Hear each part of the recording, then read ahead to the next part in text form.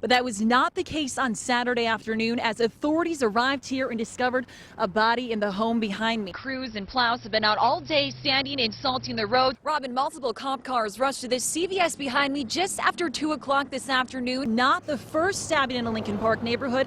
In fact, another did occur last Friday. Chilling details on how Rodriguez chose Shadeen as his victim and how the final hours and minutes would play out as she fought for her life. Currently, the Wellstone Center can only serve adults, but Dale says the real need is for children's mental health services. Now, Dan and Deanne, they're hopeful that within the next few years, legislation and funding. I was able to tour the billion-dollar facility and get a handle on how the plant will function, from blasting to constructing the taconite pellets you see on rail cars. Another option is actually coming here to the Wellstone Center. They have 8 beds and clients can stay up to 10 days. Every new school bus comes with a leave no student behind policy, and it forces you to check the bus, make sure no students are on, and then put this in your back window. May have noticed a slip of paper like this on your car. A friendly reminder to give those parking signs a double take. Will eventually be the last step before rocks like these are turned into taconite pellets. Well, Deanne, 20 girls from Bayfield and Ashland counties are taking part in the 4-day event.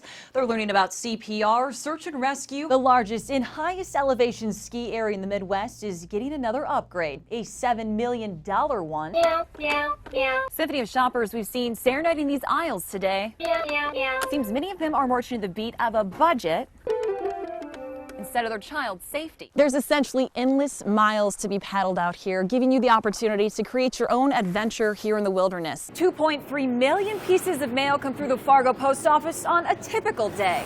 That number doubles during the holiday season, along with the manpower to move it. Well, Deanne, quite a bit. I spoke with Virginia's mayor today, who says that they have $90 million in pocket for the project. This weekend, bow hunting season starts in northern Minnesota. It's a sport that attracts hunters looking for big and small game. In this week's Great Outdoors, we take a look at archery.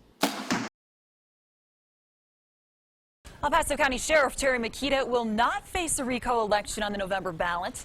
The group campaigning to recall the sheriff says they don't have enough signatures to move this process forward. The recall campaign had 29 days to get more than 44,000 signatures. A group in Woodland Park wants Mayor David Turley out of office, while others say the mayor is innocent until proven guilty. Turley is facing charges of sexual assault on a child by one in a position of trust. KRDO News Channel 13's Carl Winder shows us how this issue has split the city. A serious crash closed down a busy intersection in eastern Colorado Springs. That's new tonight at 6 o'clock. Police say 2 cars crashed at Platt Avenue and Circle Drive earlier this afternoon. Officers did have to cut the top off of one of the vehicles. Now, despite how it looks, officers told us that no one was seriously injured. The road has since reopened. It's an anniversary in Sioux City, Iowa this weekend, but with it comes mixed emotions. It marks the 25th anniversary of the tragic crash landing of United Flight 232 from Denver to Chicago. While many would die, 184 people survived, including Lindsay Pachado of Pueblo. Just 5 years old at the time of the 1989 crash, she reflects on the near-death experience. Might be a first at Fort Carson. You witnessed it. I did. People are still abuzz about it, though, tonight. We're referring to last night's marriage proposal by a soldier returning from deployment. KRDO News Channel 13, Scott Harrison is live at the Mountain Post tonight. New at 10, he's getting reaction to that special moment. Scott? More than 70 veterans traveled from Duluth to the nation's capital this weekend for the 8th annual honor flight. World War II and Korean War veterans from all over Minnesota boarded a chartered plane from the Duluth International Airport for an all-day trip to Washington, D.C. Katie, that will mean that we will be in the low to mid 80s really this whole week going forward. It's going to be pretty warm for students that are back in school without AC. Yes, it will be. Thanks, Travis.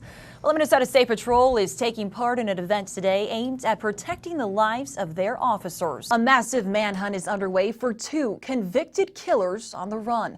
48-year-old Richard Matt and 34-year-old David Sweet made a daring escape from the Clinton Correctional Facility in upstate New York. The notorious white supremacist finds himself behind bars tonight in North Dakota. Good evening. That's our top story. Breaking news tonight out of Leith, North Dakota.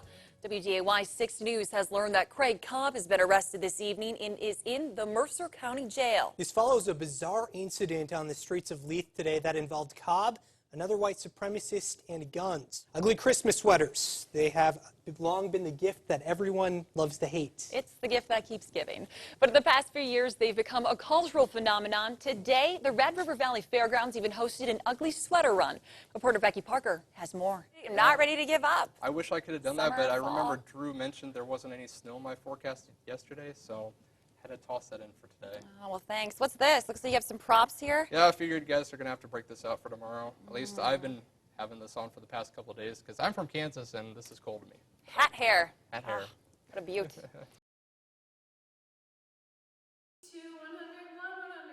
100. At first glance, you'll notice Danny Newhouse's infectious smile. Yes. Pointed toes like a ballerina. Danny uses more than just her 2 feet to propel her. She has to use a walker to help her get around. She has hypoplasia of the cerebellum, and basically what that is the cerebellum is part of the brain that controls your motor functions, and so she doesn't have any natural balance. Danny was first introduced to dance last winter at Dreams Come True Dance Studios. Every week that we would have our lessons, everything I would ask of her, she would do it and then she would exceed it. It's fair to say she's a natural. Even if she couldn't get up and walk or whatever, she was always rocking or moving her head to the beat of the music. 9 weeks of 30-minute lessons. Danny and her duet partner Elena performed this routine last April in front of 700 people at a dance recital. There was a moment in the dance too when Elena unhooked Danny from her walker, lifted her off, and they did this lift and they danced on their own. In that moment, the audience just roared.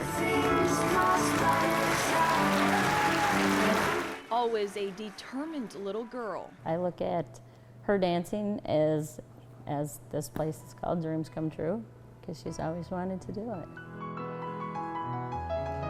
Another avenue for Danny to express herself, she is living proof to other children with disabilities to dream big. I want everybody to know, and I think Danny does too, that no matter what your ability is, you can do anything you are determined to do.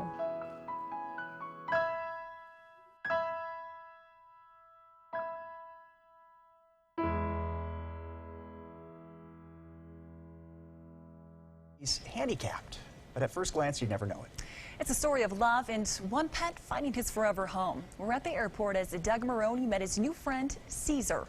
It's a story you'll only see here on KRDO News Channel 13. Airport hustle and bustle, people scurrying to their destination. I'm just ready. But for Doug Maroney, time is passing ever so slowly. I'm very excited. I've been excited and nervous for the last 4 days. Finally, his new lifelong partner's plane touches down as the luggage carousel makes its rounds. Maroney impatiently waits for his newfound personal baggage. Thank you, gentlemen. Caesar, a handicapped German Shepherd puppy from Canton, Ohio. Hello. Hey, Caesar. He was hit by a car 3 months ago. The back half of his body left paralyzed. Across from a Little Caesar's restaurant, and that's how they named him. So what's in store for Maroney in Caesar? Believe it or not, lots and lots of fetch. This is video of Caesar from an ABC affiliate in Cleveland, Ohio, while he was living at a shelter. They were able to put together a cart for him, a wheelchair kind of thing. It was then life took a 21st century twist. I was one of the first ones to see him actually on Yahoo, and it was an article, and I just opened it up and I said, that's for me. As Caesar and Maroney begin their lives together, there will certainly be some new challenges. I never really thought of him, or worry about him being disabled. To Maroney, it's all a minor detail. He's a wonderful dog. I can tell already. I've fallen in love with him. Nearly 2 months after Chris's motorcycle accident, and life is far from normal for the 23-year-old. Although he was wearing a jacket and helmet the morning of the crash, he's not only left with physical challenges, but is battling a brain injury. Riding bikes has been my life, pretty much. Since Chris's legs could reach the pedals. Riders ready? Tackling BMX tracks nationwide. Watch the light, boom. In high gear towards another gold souvenir. As I was riding my stationary bike. But a bump would send Chris off track. Short-term memory is difficult? I noticed the muddy footprint going up the west stairwell. Sometimes when the ride gets rough, you have to shift gears. We're going to come back to these, review them one more time. It's like she put a pause button on my life, and now I can't even hit play. It was here nearly 2 months ago while riding his motorcycle, an SUV pulled out in front of Chris. So this day, it's wiped from his memory. And I was in the blind spot of the lady, they said. His body would take a beating. A torn ACL and a broken knee and a broken ankle and a broken arm. He was tubed and there was tape and he had neck braces on and there were IVs everywhere. Chris would spend days in a coma. I think the hardest day I ever had was the day I got the call. How's your sensation, speaking of?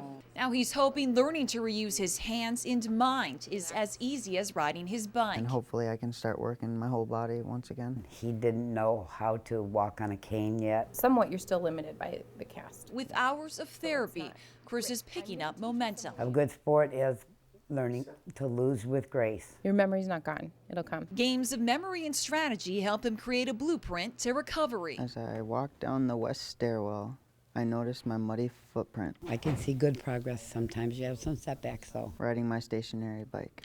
Recovery isn't a sprint.